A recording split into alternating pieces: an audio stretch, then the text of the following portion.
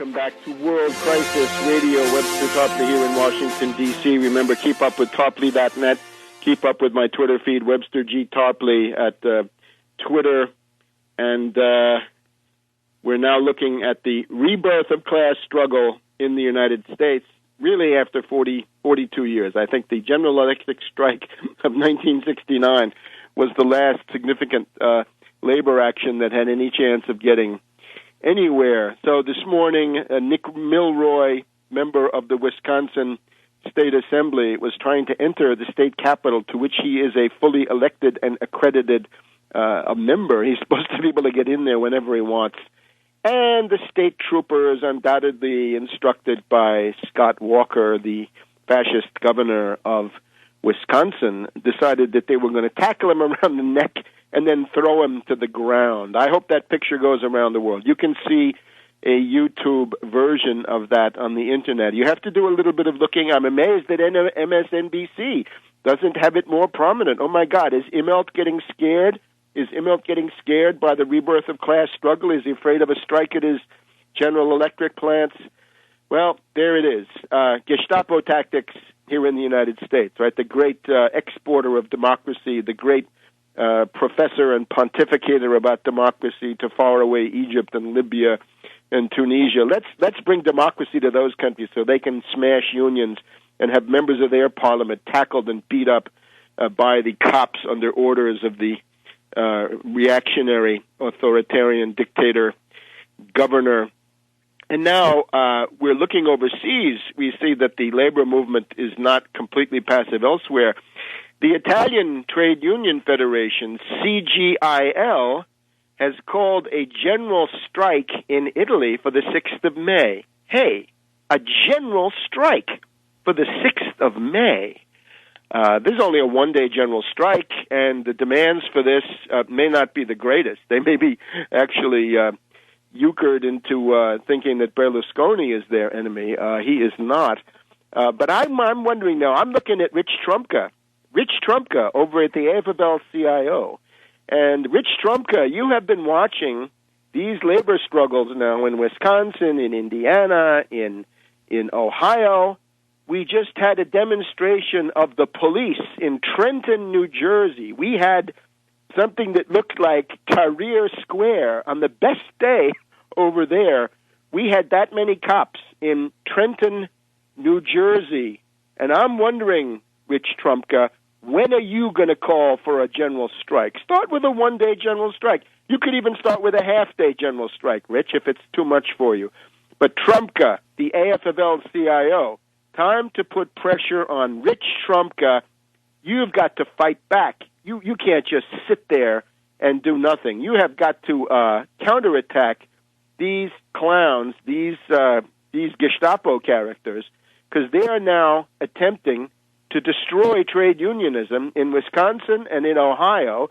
And, of course, the Garden State Goering, Governor Christie, has been doing this for quite a while. He's actually now been passed on the right by Walker and to some extent by Kasich. And I'm sure there are some other monsters. There's that guy, Scott, down in Florida, who is undoubtedly preparing new actions.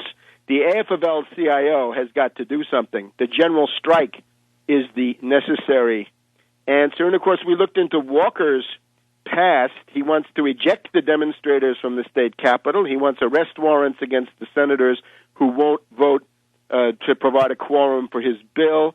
And then he's got this violence at the state capitol. This guy is a torpedo paid by the Koch brothers. That's Walker. His name is going to go down in history with Benedict Arnold and Jefferson Davis and other subversives in the history of this country. We are interested not in pensions for state workers, modest sums for hardworking Americans. We want to hear about Wall Street bonuses. We want to hear about the $150 billion that was given out in Wall Street bonuses, mainly by companies that were bankrupt but saved by Uncle Sam with $4 trillion of 0% federal credit, about $700 or $800 billion from the Treasury, and about $3.4 trillion from the Federal Reserve, which has not been paid back. 150 billion, I think the exact sum is 148 billion in Wall Street bonuses. That's not even salaries, that's bonuses on top of the normal salary. Isn't that a much bigger pie? Shouldn't we be carving that rather than applying the scalpel to flay alive the hardworking cops, firemen, government workers, teachers, many cases health workers, state health programs, and so forth? Haven't we lost all sense of proportion? Isn't this class warfare by the Republicans gone absolutely wild? The reactionary essence of the Tea Party now exposed. It's a group of strikebreakers. It's a bunch of gluttons for privilege who can't get enough loot on their own, and they want to strip it out from the lives of others. This is all Weimarization, right? That the people with privilege are anxious to use their residual influence to make sure that they keep it. Now, Walker is threatening essentially a lockout. He says he's going to start firing workers at 1,000 to 2,000 a day. We've just had a bunch of teachers fired in Rhode Island. The first time we had firings up in New England, Obama spoke out in favor of firing the teachers. You can find some interesting analysis on the internet that the teachers in particular have now been vilified by Obama. They've been vilified by Bill Gates. They've been vilified by Arne Duncan, the Secretary of Education. They've been vilified by Michelle Rhee, the union buster here in Washington, D.C., by her colleagues in New York City and in Chicago and elsewhere, all union busters, all paid by the Gates Foundation, the Broad Foundation, and other rich elitist, social engineering, meddling, anti-working class institutions. The teachers have had enough. They may turn into the most militant, cutting edge of this entire strike. So let's talk to these people. What do you guys need? What I can give you right here and right now is a program. Remember, it is not enough to say, don't crucify me. That is not enough. It's true. It's fine. It's morally correct. But it's politically not enough.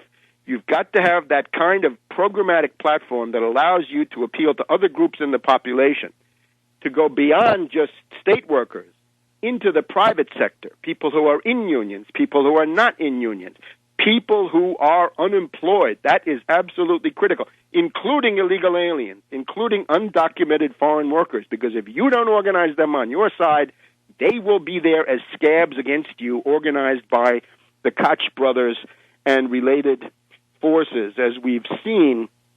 And remember, the retired people are now about 15-20% of the country. There are students. You've got to have something to offer to every one of those groups, and I'll tell you how to do it once again in just a minute here on World Crisis Radio.